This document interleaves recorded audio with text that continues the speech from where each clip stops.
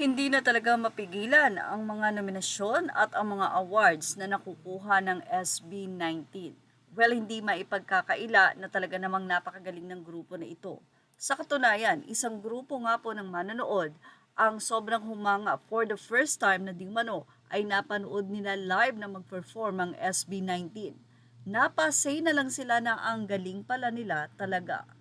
Anyway, muli nga pong ibinahagi sa Facebook ng kanilang mga fans ang nakuhang awards ng SB19 sa 10th P-Pop Music Awards. Congratulations! Fans Choice, Group of the Year SB19, Fandom of the Year 18, Leader of the Year Pablo, Vocalist of the Year Stel, Dancer of the Year Ken, Rapper of the Year Josh, Visual of the Year Justin. Grand Awards, Artist of the Year SB19, Collaboration of the Year Umaaligid, Solo Artist of the Year Philip, Music Video of the Year Dam, Album of the Year Simula at Wakas, Song of the Year Dungka. Special Awards, Concert of the Year Simula at Wakas, Choreography in a Live Performance Dungka.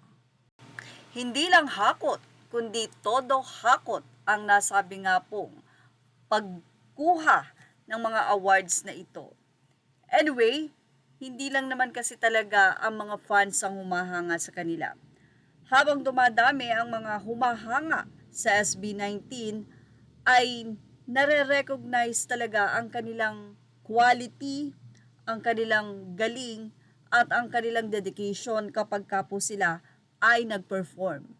Sabi nga ng mga fans, kahit na ito ay libre man or ito ay may bayad man, the same na quality ang ipapakita ng SB19 dahil ang SB19 ay kilala sa pagiging hindi mukhang pera.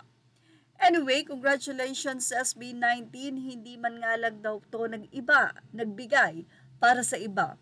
Anong magagawa kung talagang sila ang deserve na magkaroon ng ganitong award? Anyway, muli po ay nasa ibang bansa na ang SB19 para sa kanilang simula at wakas concert journey. Grabe, talagang sobrang busy at inaabangan naman ngayon ng mga fans ang kanilang homecoming concert na siguradong pinaghahandaan na sobra ng mga fans. Well, no masasayin nyo about dito, congratulations sa grupo SB19. Images are all credit to the rightful owners. Please like, share, and subscribe.